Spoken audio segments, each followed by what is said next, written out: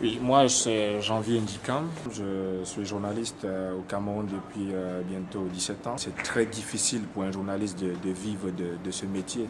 Donc nous nous sommes syndiqués pour voir dans quelle mesure on pouvait améliorer les conditions de ces journalistes.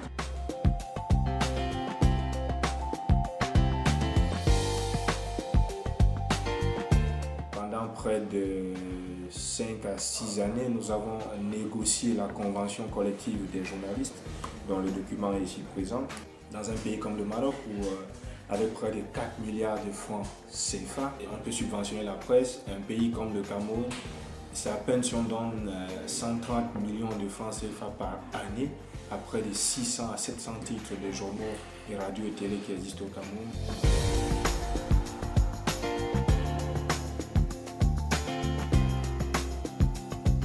Avant la grille, il y a des journalistes qui touchent 50 000 francs CFA. Il y en a qui touchent même 30 000. Et la convention collective voudrait qu'on réajuste le salaire de base à près de 260 000 francs. C'est une presse vraiment corrompue parce que les journalistes se sont abandonnés à eux-mêmes. Le corrupteur, c'est la société en gros, c'est le pouvoir, c'est des ministres, c'est les directeurs généraux. Une presse est à l'image de sa société. Le Cameroun est un pays corrompu. Un journaliste est décédé en prison au Cameroun. Comment avez-vous réagi? Nous avons été très touchés par ce qui est arrivé à Bibi, parce que nous estimons que ce qui lui est arrivé peut arriver à n'importe quel journaliste au Cameroun. Il y a un dossier qui avait un lien avec le secrétaire général de la présidence de la République, puisqu'il y a un certain nombre de dossiers sur lesquels il faut faire attention au Cameroun. Les services de renseignement les ont récupérés. Ils ont passé près de 2 semaines dans une cellule avec les conditions très mauvaises qui existent dans les prisons camerounaises. Il n'a pas pu supporter et Bibi Ogouta en est mort. Nous avons été très touchés par cela.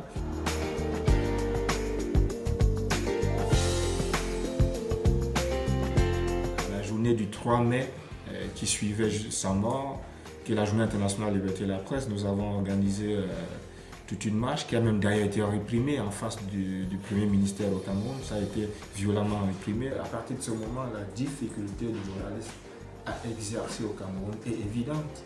Ils sont nombreux qui partent, ils partent partout. Ils sont nombreux au Canada.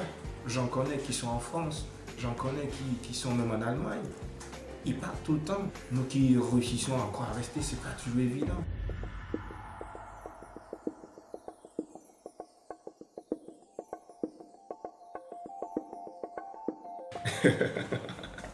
Le Cameroun, il vit en paix. Oui, il vit en paix parce qu'il n'y a pas les armes. Tôt, ça n'existe pas. Mais quand vous avez un président qui est là depuis 29 ans et qui vient de gagner un autre mandat de 7 ans, donc d'ici là, il aura 36 ans au pouvoir, on estime que la meilleure forme de gouvernance, c'est l'alternance. Le président actuel au Cameroun, lorsqu'il arrivait, c'est Ronald Reagan qui était là. George Bush père est arrivé, Bill Clinton, Bush fils est arrivé. Aujourd'hui, nous sommes avec Barack Obama. Ça fait 5 présidents, monsieur.